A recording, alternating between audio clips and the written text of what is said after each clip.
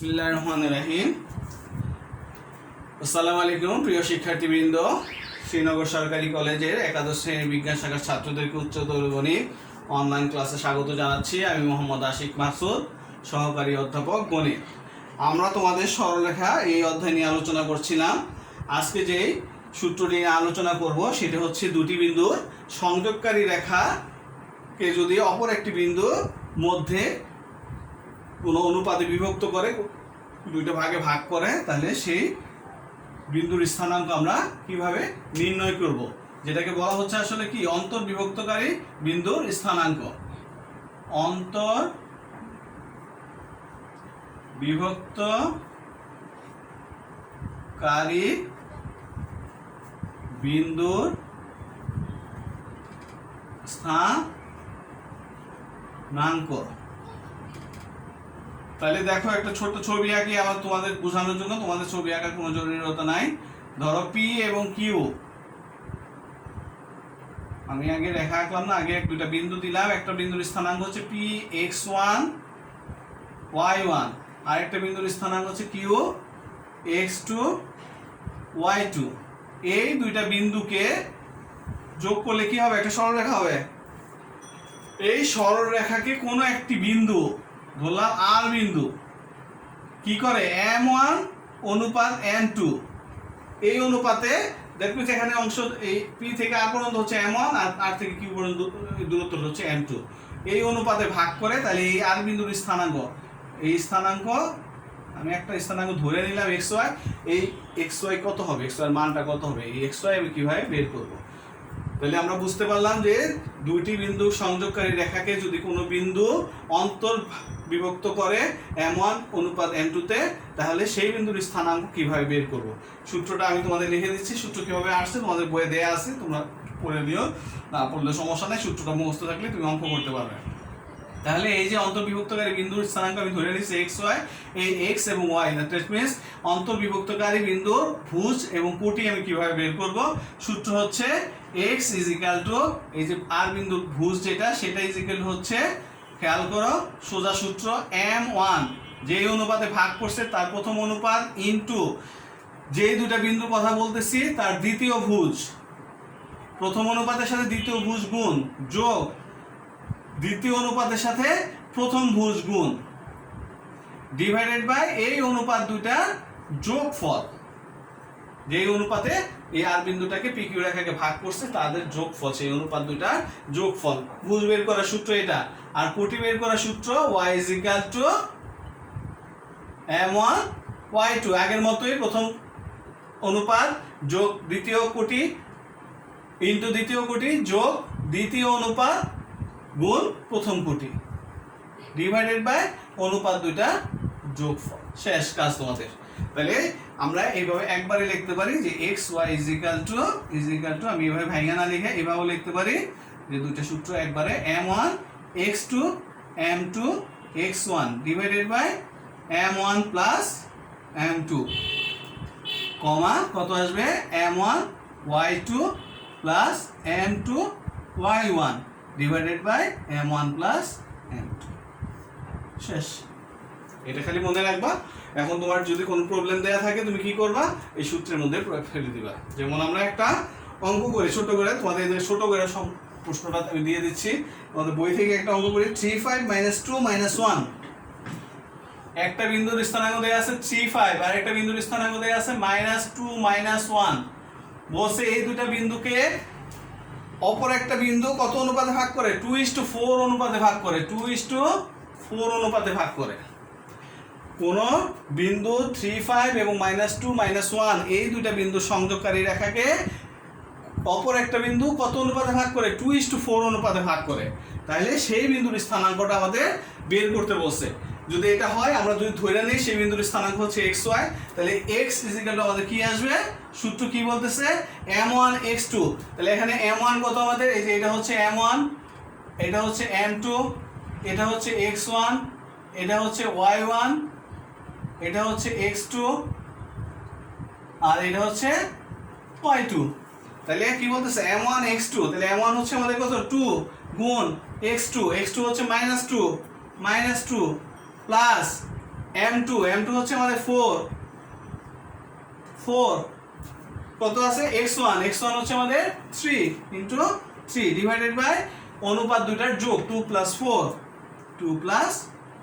4 আর কোটি বের করবো কিভাবে আমরা y is equal to আগের মতো m1 y2 m1 হচ্ছে আমাদের 2 হচ্ছে 2 আর y2 কত আমাদের y2 হচ্ছে -1 তাহলে ইন্টু -1 প্লাস চিহ্ন যে সূত্রে প্লাস চিহ্ন m2 y1 m2 আমাদের কত 4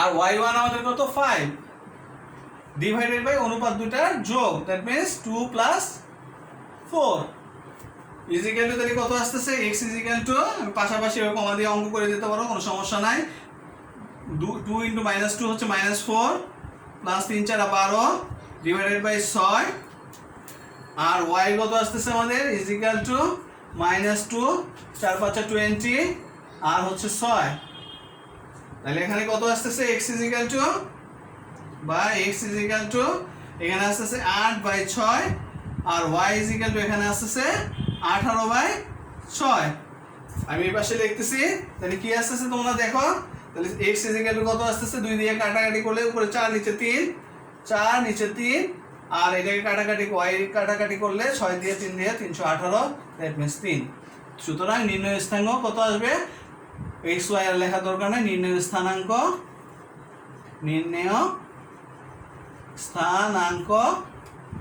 হচ্ছে 4/3 এই হচ্ছে নির্ণয় স্থানাঙ্ক কার আমি আবারও বলতেছি একটা বিন্দু 3 5 আর এটা হচ্ছে -2 -1 এই দুটো বিন্দু সংযোগকারী রেখাকে অপর একটা বিন্দু 2:4 অনুপাতে ভাগ করতেছে 2:4 এ ভাগ করতেছে যদি ভাগ করে সেই বিন্দুর স্থানাঙ্ক বের করতে বসে তাহলে আমরা কিভাবে করব আমরা ধরে নেব সেই বিন্দুর স্থানাঙ্ক xy তাহলে x সূত্র হচ্ছে এটা আর y বের করার সূত্র হচ্ছে এটা যোগ বিয়োগ করে যেটা আসছে সেটা হচ্ছে আমাদের সূত্র 4/3, 3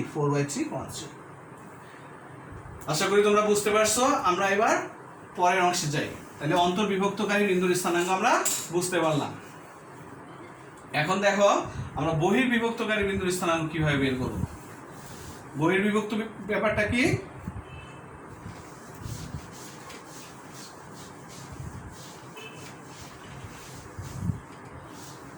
বহির্বিভক্তকারী বিন্দুর স্থানাঙ্ক ধরো p একটি বিন্দু যেটার স্থানাঙ্ক হচ্ছে x1 y1 আর q একটা বিন্দু এই p বিন্দু আর এখানে ধরে নিলাম q বিন্দুর স্থানাঙ্ক হচ্ছে x2 y2 আর এটা হচ্ছে r বিন্দু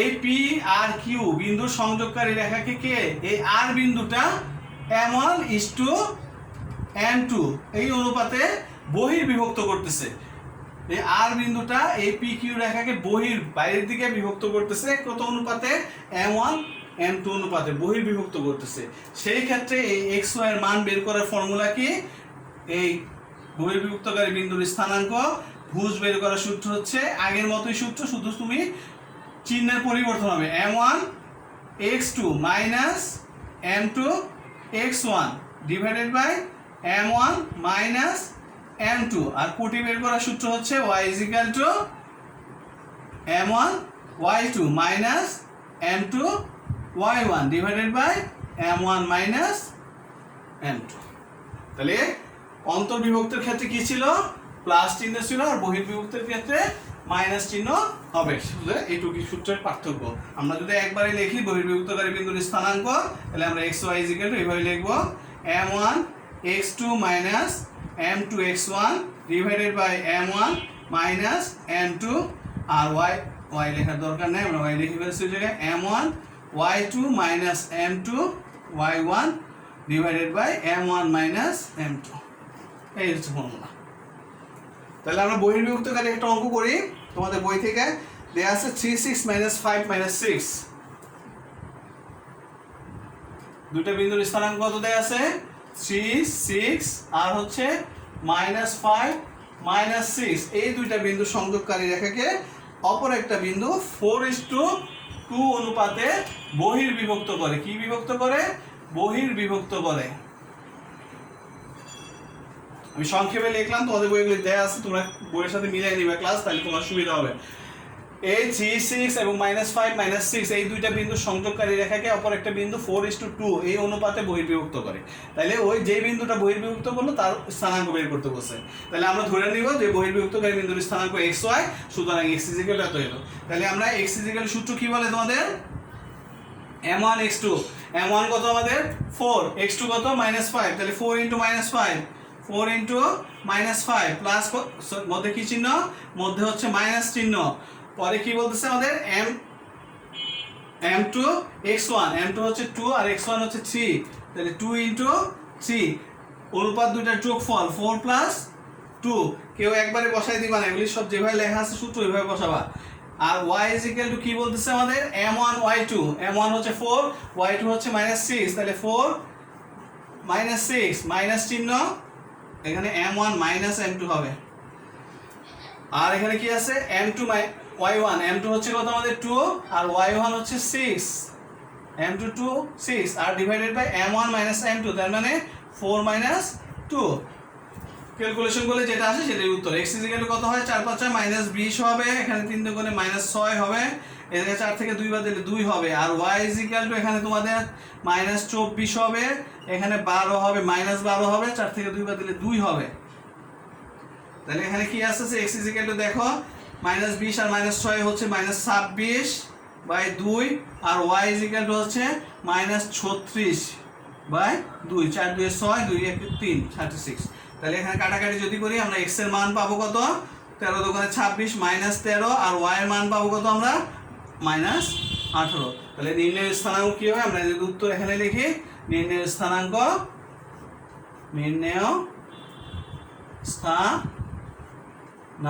কত আসবে তোমাদের? -13 -18, শেষ। তাহলে এই 3, 6 এবং -5, -6 বিন্দু দুইটা বহির্বিভক্তকারী বিন্দুর 4:2 এই অনুপাতে বহির্বিভক্তকারী বিন্দুর স্থানাঙ্ক কত আসছে? -13 -18। তোমরা একটু ক্যালকুলেশনটা দেখে নিবে কোথাও ভুল হয়েছে কিনা।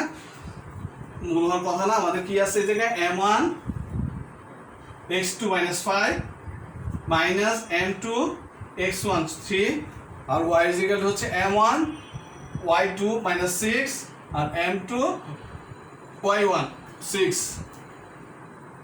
তাহলে 4 5 20 -20, 3 × 6 -6, 2 6, তাহলে 26 হয়, 26 থেকে 13 × 26 -13 হয়।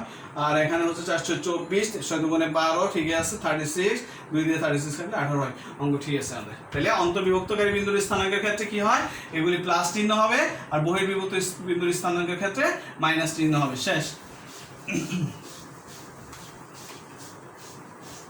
আমি আর তোমাদের আরেকটা জিনিস আলোচনা করে ক্লাস শেষ করি এখানে। তাহলে আমরা অন্তর্বিভক্তকারী বিন্দুর স্থানাঙ্ক কি দেখছিলাম? যে পি বিন্দু যদি এটা হয়, কি বিন্দু? এটা হয় যদি আর বিন্দু, m1 আর m2 অনুপাতে যদি বিভক্ত করে, x1 y1, x2 y2 আর xy, তাহলে আর যদি পি এবং কিউ বিন্দু সংযোগ রেখাকে m1 m2 অনুপাতে বিভক্ত করে, তাহলে সূত্র আমাদের কি ছিল? m1 x2 + m2 x1 divided by m1 + m2। R y কোটি বের করার সূত্র কি ছিল? m1 y2 - m2 y1 divided by m1 + m2।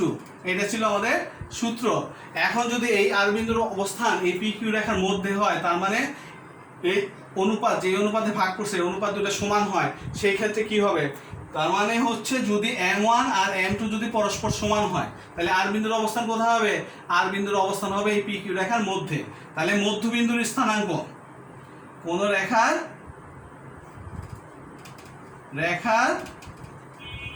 মধ্য বিন্দুর স্থানাঙ্ক কিভাবে আমরা নির্ণয় করবো? তাহলে m1 m2 পরস্পর সমান যদি হয়, সমান না হলে সূত্র হচ্ছে এটা, আর সমান হলে সেই ক্ষেত্রে আমরা এই m1 m2 কে ধরে নিলাম m এর সমান, যেহেতু এরা পরস্পর সমান, এটা ধরে নিলাম আর একটা সংখ্যা m এর সমান। তাহলে এই সূত্রের মধ্যে যদি আমরা প্রয়োগ করি, দেখো m1 এর জায়গায় আমরা কত বসাবো? m বসাবো, x2 + m2 এর জায়গায় m বসাবো, x1 ডিভাইডেড বাই m1 এর জায়গায় আমরা কি বসাবো, m বসাবো, m2 এর জায়গায় আমরা m বসাবো। সিমিলারলি এখানে m বসাবো, y2 প্লাস m বসাবো, y1 divided by m plus m equal to কত লেখা যায় দেখো তো। দেখো m যদি আমি কমন নিয়ে নিই উপর থেকে তাহলে কি আসে এখানে x1 প্লাস x2, দেখো x1 প্লাস x2 যোগ চিহ্ন আছে সামনে পিছনে লিখলে কোনো সমস্যা নাই, দিচ্ছে দুইটা m টুয়াইস m। আর এখানে যদি m কমন নেই y1 প্লাস y2, দুইটা কমন নিলে আমার যোগ করলে কত হবে টুয়াইস m। তাহলে দেখো এখানে mm কাটা যায়, এখানেও mm কাটা যায়, তাহলে এখানে আসতেছে কত x1 plus x2 divided by 2, y1 plus y2 divided by 2। এটা কিসের স্থানাঙ্ক বের করলাম, এটা হচ্ছে যদি অন্তর্বিভক্ত করতেছে যে বিন্দুটা সেটা যদি মধ্যবিন্দু হয় অথবা অন্তর্বিভক্ত মানে সমানভাবে কোনো রেখাকে কোনো বিন্দু বিভক্ত করে, তাহলে সেই বিন্দু স্থানাঙ্ক বা কোনো রেখার মধ্যবিন্দুর স্থানাঙ্ক বের করার সূত্র হচ্ছে x1 plus x2 by 2, y1 plus y2 divided by 2। তার মানে ভুজদ্বয়ের যোগফল ডিভাইডেড বাই 2, কোটিদ্বয়ের যোগফল ডিভাইডেড বাই 2। আর যদি সমান না হয় m1 m2 যদি সমান না হয় তাহলে সূত্র হচ্ছে এটা, আর সমান হলে এটা। এটা হচ্ছে অন্তর্বিভক্তকারী, মধ্যবিন্দু সবসময় অন্তর্বিভক্ত ভিতরেই পড়বে, এটা তো আর বাইরে বসে কোনো রেখাকে সমানভাবে বিভক্ত করতে পারবে না। তাহলে আমি তোমাদের তিনটা সূত্র পড়াইলাম, একটা হচ্ছে অন্তর্বিভক্তকারী বিন্দুর স্থানাঙ্ক বের করার সূত্র, 2 নম্বর পড়াইলাম বহির্বিভক্তকারী বিন্দুর স্থানাঙ্ক বের করার সূত্র। বহির্বিভক্ত ক্ষেত্রে কি হবে, শুধু মাইনাস চিহ্ন আসবে আর সব একরকম। আরেকটা হচ্ছে মধ্যবিন্দুর বের করার, মধ্যবিন্দুর স্থানাঙ্ক বের করা সূত্র। এই তিনটা সূত্র দিয়ে তোমাদের বইয়ে অনেক অঙ্ক করা আছে, তোমরা এই অঙ্কগুলি নিজেরা করার চেষ্টা করবে, আশা করি চেষ্টা করলে পারবে। আজকে আমরা এখানে ক্লাস শেষ করছি, তোমরা সবাই ভালো থাকো, ধন্যবাদ।